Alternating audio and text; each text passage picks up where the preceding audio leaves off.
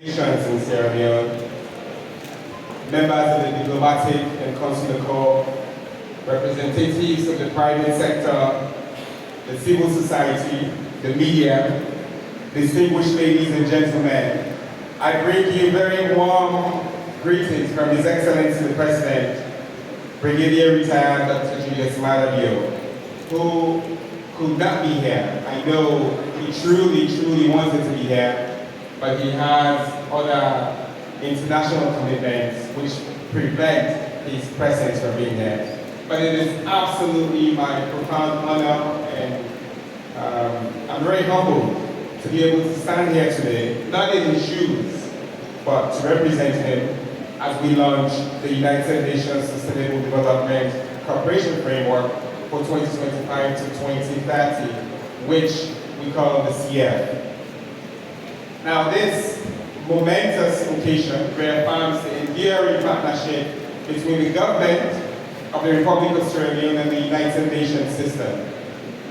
For decades, the United Nations has stood shoulder to shoulder with our government and the people of Sierra Leone through very tough times, which is very ambitious in its tone and highly transformative in its agenda. The relationship between Sierra Leone and the UN will take its place as the chair of the United Nations Security Council this August, some 53 years after the first day. And we know the role that Sierra Leone has played in the region and in the sub-region.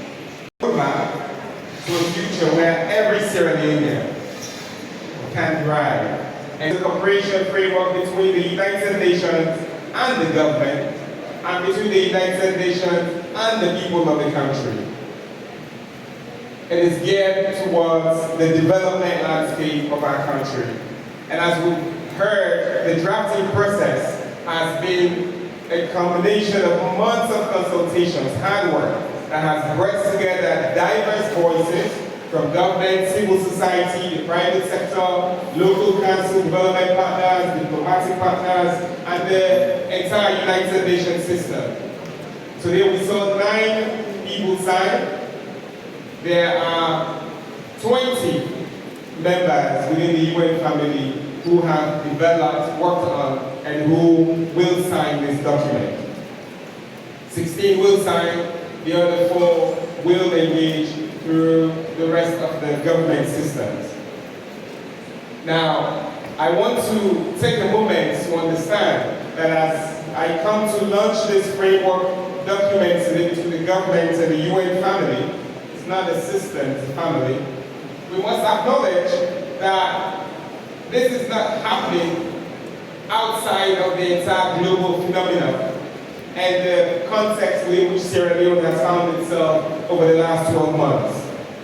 Our nation, like many others, has been affected by the global crisis, the ones preceding that, the pandemic, COVID-19, but also the insecurities around the world. We've seen in Europe, we've seen in the Middle East, we've seen in North America, South America, we've seen boiling tensions in Africa. The world suddenly feels a little bit unstable, and that instability brings vulnerability that affects everybody. My grandmother, who sits in our village in Ganyao, may not know about Russia and Ukraine, but the price of rice that she has to buy is affected by those trade limitations that happen because of the war and the impact it had in the Far East in China. So we don't live in islands. And while this challenge has exposed our vulnerabilities as a global system, it's also highlighted our ability to be resilient and adapt. In Sierra Leone, we've been able to roll out the Munafa Fund and social safety benefits supported by the World Bank and many of our partners within the UN system to mitigate and limit some of those challenging effects on the most vulnerable across all sectors. We've seen that some of that work, the hard work that this government has done with our partners, has begun to see that the very high inflation rates that we saw 9-10 months ago down faster, probably faster than it went up. Now, it is not happening by magic. This is also not our first time on the rodeo. In 2018, between 2018 and 2019, the inflation rate went down from 20% to 9%. And while we recognize that it was in the mid-50s, today it is about 32%. And I know that His Excellency, the President, has challenged all of us to ensure that that inflation rate comes back down to the 20s by the end of this year. We will hit single digits. That's our ambition. As residents of this global village, we as a government will continue to put policies in place to address both those external shocks, really mitigate and respond to them, and the internal challenges that we will undoubtedly face. Again, we cannot be here and not talk about the insecurities that we face. I want to personally thank the resident coordinator for playing a crucial role in the development of the Agreement for National Unity and in the signing of the tripartite report and ensuring that we will stick with it and will implement through it. The insecurities that we face in our country was not a dream, it was real. Lives were lost, homes destroyed, and as we saw from the reports by IGR recently, every day of insecurity has a direct benefit on the economy of this country. We cannot say we want development and we do not protect our borders. We cannot say we want development and we incite violence through hate speech. We cannot want development and we stay silent in the face of those fear-mongering and the hate that is shared by different parties across our country, in and outside our borders. We cannot be silent, because development requires that work that we all must do. So it's the security front, and all of those will affect both our macroeconomic and our microeconomic policies, and we'll see that and feel that in the homes of our people across this country. That is captured in this report and in this framework, and we look forward to ensuring and seeing that we implement them to the fullest.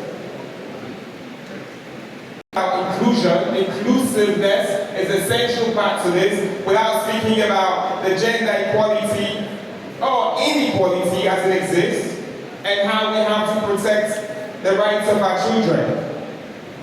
As His Excellency reminded us earlier this week, it takes time, it takes work, but it is work that we are ready to put in, and it is time that we are committed. And it is time that we will ensure that all the resources, human, financial, institutional, the inequality gaps that we have faced, that we met, and that our women and our children and the most vulnerable face. These inequalities don't just exist in Sierra Leone. And I mention these countries not to say, oh look, we can be worse, but no, it's that we can do a lot more work. We saw how the boundaries closed on women's rights in the United States. It is not to say we are better, but it is to say that we all have work to do, and as a country, we're doing our own. We saw what the GIWI bill has done. I don't think the people of this country fully understand the impact of the GIWI bill. We think it's just about the 30%, but once we begin to roll through and roll out the full extent of the GIWI bill, our women will be better for it, and our children, our country will be better for it. We have seen that for His Excellency and this government, it is not theory. That's why we have moved with the support of Her Excellency the First Lady and the members of Parliament to not just develop and sign, but now we will continue to implement the Prohibition of the Child Marriage Act 2024. It is no small feat, absolutely no small feat. And His Excellency's government is full of women. And just among the 10 ministers I counted who are here, we have 5. That's about 50% of the people who are here are women.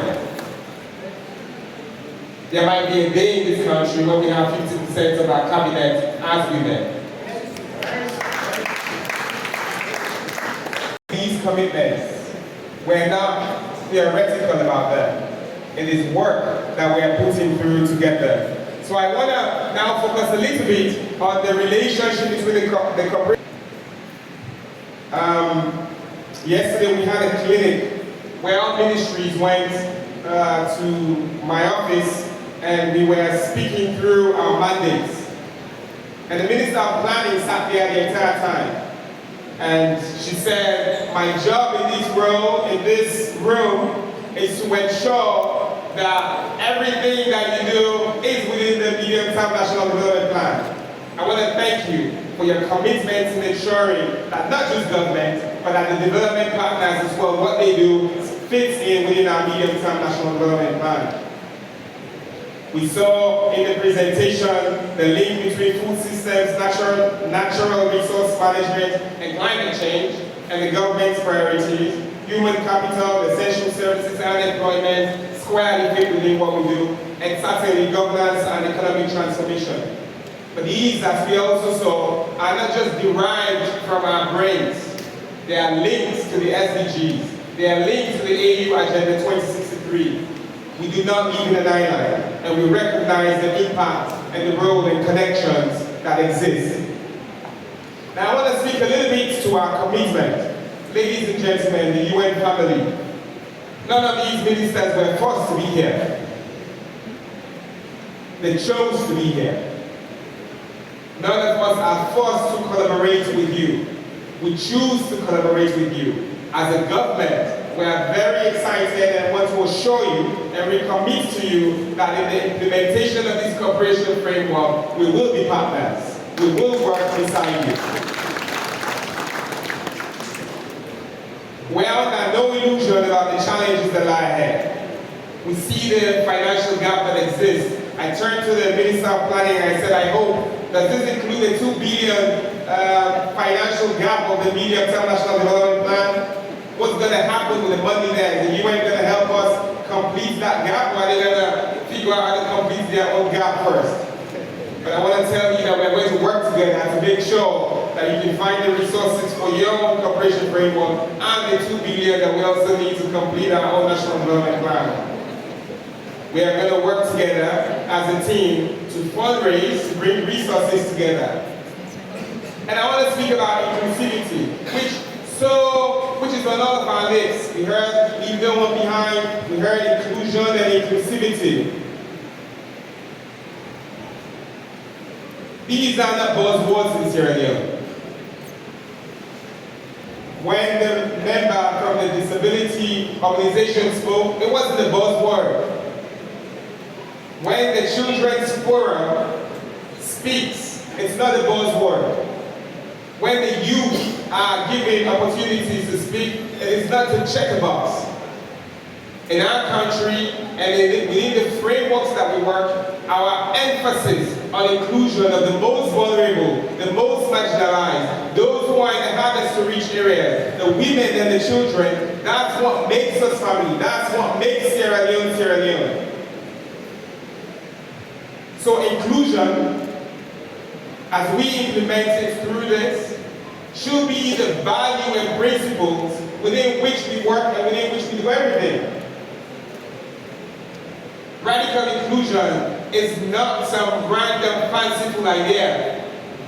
And he has said it many times. It was in this very hall, on the day that I became Minister of Education, that His Excellency spoke about the ban on pregnant girls going to school. We know what happened. We know how people resisted it. We know how today paramount chiefs all over this country talk about radical inclusion as one of the most single important movements and policies in their communities. We cannot pay lip service to inclusion. But I want to use this opportunity to also speak to our development partners. Inclusion is not just a word that we use to government to say you have to be inclusive. Partners are also inclusive, that level of respect, equality, equity, that we know is our responsibility must also exist between the UN family and between the UN family and the other development partners. It is not the EU and the US and UK versus the African diplomats. It is not the UN versus the UK. Until we see that level of inclusion, where as we see the Ghanaian High Commissioner and the EU Ambassador sit side by side, not because they have to sit side by side, but in the rooms in which we have these conversations, we are treated as equals, as peers, where every voice matters.